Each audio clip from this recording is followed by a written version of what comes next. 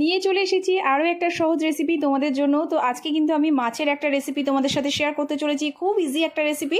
তো এখানে আমি বানাচ্ছি কাতলা মাছ দিয়ে রেসিপিটা। তোমরা চাইলে এটা রুই মাছ দিয়েও বানাতে পারো, খুব কম উপকরণে কিন্তু রেসিপিটা আমি বানাবো। তো প্রথমে যেটা করব, আমি মাছটাকে ম্যারিনেট করব। তো 4 টুকরো কাতলা মাছ নিয়ে নিয়েছি, যার মধ্যে প্রথমেই দিয়ে দেবো গোলমরিচ, একটু নুন আর পাতিলেবুর রস। তো সব কিছু দিয়ে ভালো করে মাখিয়ে নেব। তো মাখিয়ে নেবার পর এটা রাখার কোনো প্রয়োজন নেই।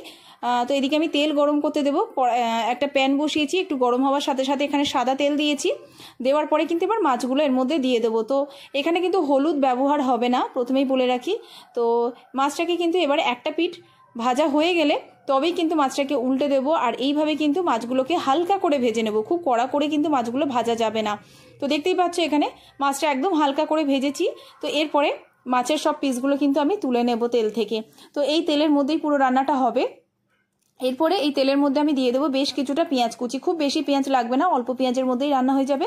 পেঁয়াজ কুচিটা কিন্তু আমি বেশ কিছুক্ষণ নাড়াচাড়া করে একটু ভেজে নেব। তো দেখতেই পাচ্ছ একটু লালচে লালচে হয়ে গেছে।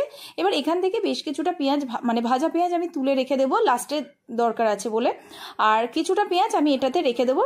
তো সেটার মধ্যে আমি প্রথমে ফোড়নে দেবো একটু লবঙ্গ আর এখানে এলাচটা একটু থেতো করে নিয়েছি, আর সাথে দিয়েছি একটু দারচিনি।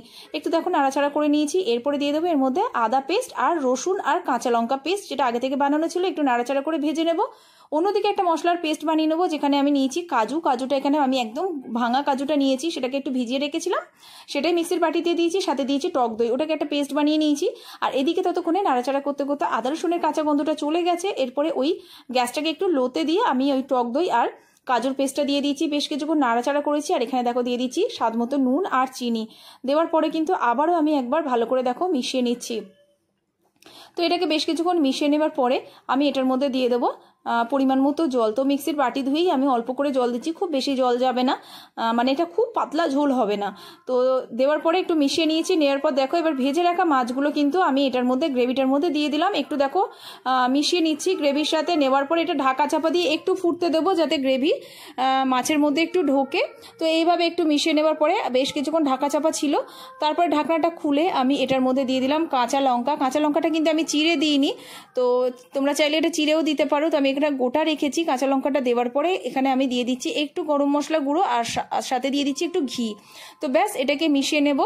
মিশিয়ে নিয়ে আবারও কিন্তু আমি একটু ঢাকা চাপা দিয়ে রেখে দেবো মোটামুটি 1 মিনিট, একটু হাই ফ্লেমে ফুটিয়ে নেবার জন্য। তো দেখতেই পাচ্ছ গ্রেভিটা প্রায় মানে একটু কমে এসেছে। তো গ্যাসটা বন্ধ করে দেবো। তার আগে একটু দিয়ে দেবো ওই যে প্রথমে তুলে রেখেছিলাম ভাজা পেঁয়াজ, সেটাই উপর থেকে একটু ছড়িয়ে দিলাম। ব্যাস রেডি আমাদের দই কাতলা। তো কেমন লাগলো রেসিপিটা জানাতে ভুলো না। ভালো লাগলে পাশে থেকো, এরকম অনেক রেসিপি কিন্তু তোমরা আমার চ্যানেলে পেয়ে যাবে। ভালো লাগলে কিন্তু অবশ্যই পাশে থেকো।